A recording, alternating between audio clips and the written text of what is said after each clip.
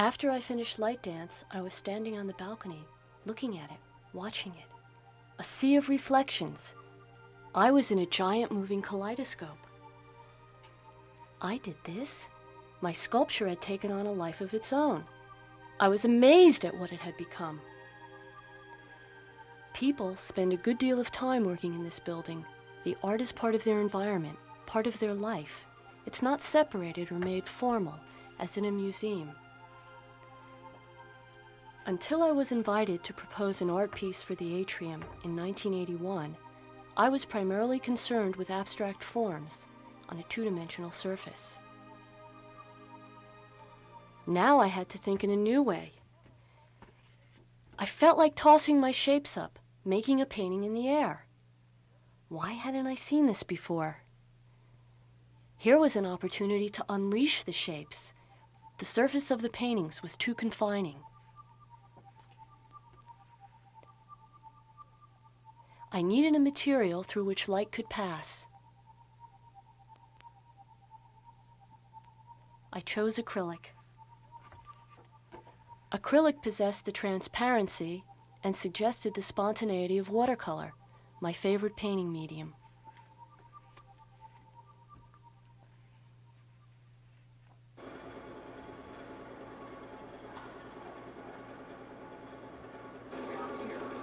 As an artist, I spend a lot of time alone. To complete Light Dance, I needed assistance from other people.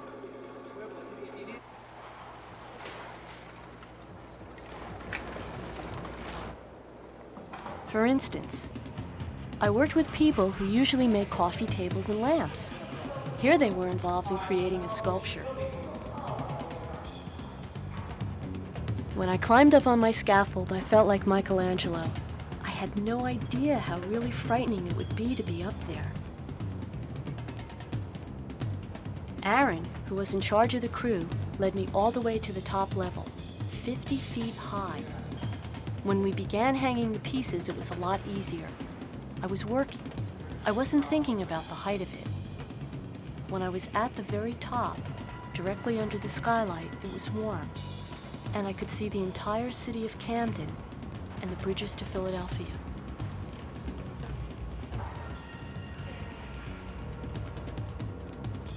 I think it's important for artists to turn themselves upside down every once in a while and take risks. I took a chance. I didn't know what would happen. And in the process, I discovered new possibilities in my work.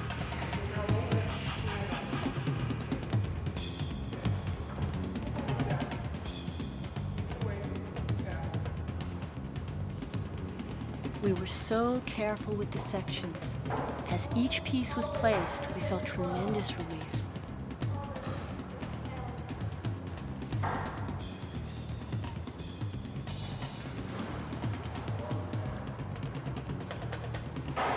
In order to locate my sculpture sections, I built a model of the atrium to show how my artwork, combined with the architect's concept, could transform an environment.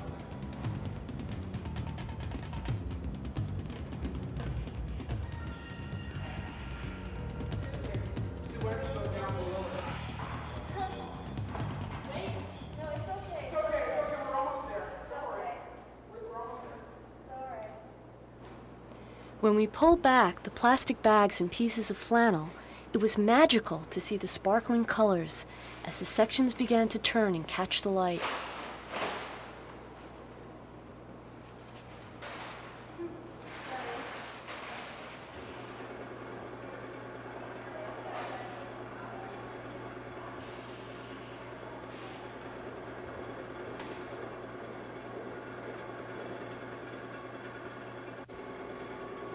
I remember how we felt when we hung the very first section, and how it reflected in the glass wall and casted a blue shadow.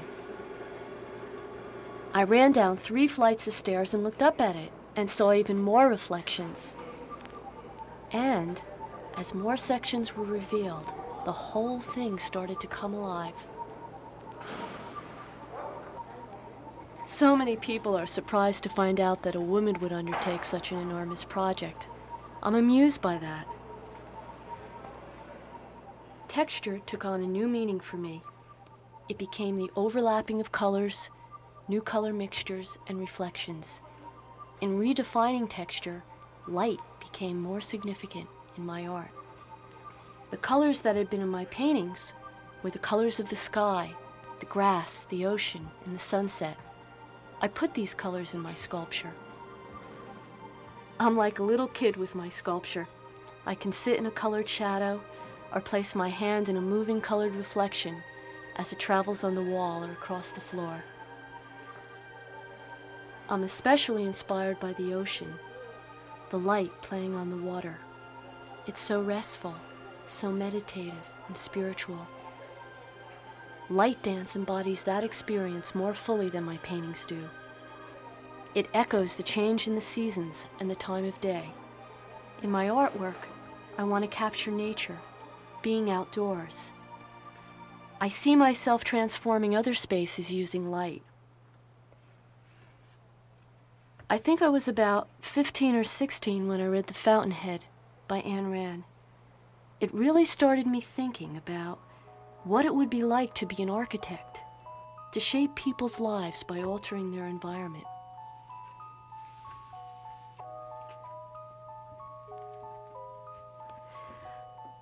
I've loved the outdoors since I was a child. I can still remember collecting quartz crystals with my parents when I was 4 years old, and how we came home and took these shiny white and gray rocks and made them into a lamp.